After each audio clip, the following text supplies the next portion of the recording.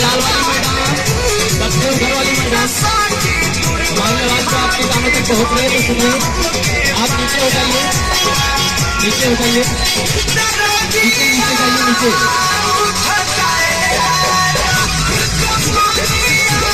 भाई देखिए ये डबल रिकॉर्डिंग वाला डांस चलने जा रहा है, कृपया दूरी बना के रहिएगा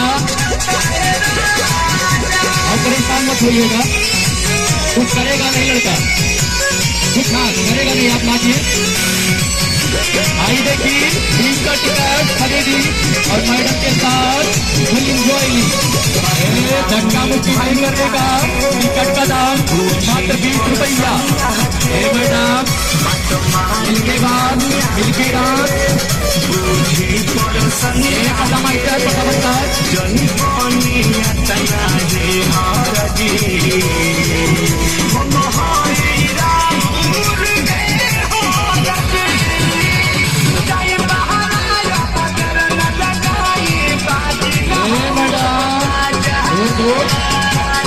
को बिगाड़िए मत।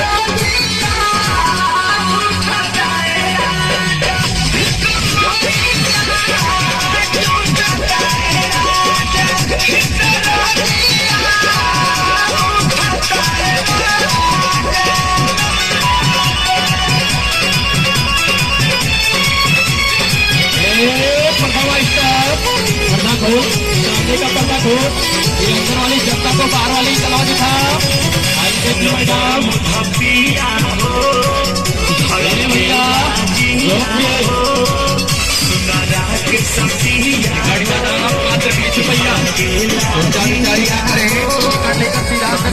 हमारी शो का पहला गाना चल रहा है, शो का पहला गाना।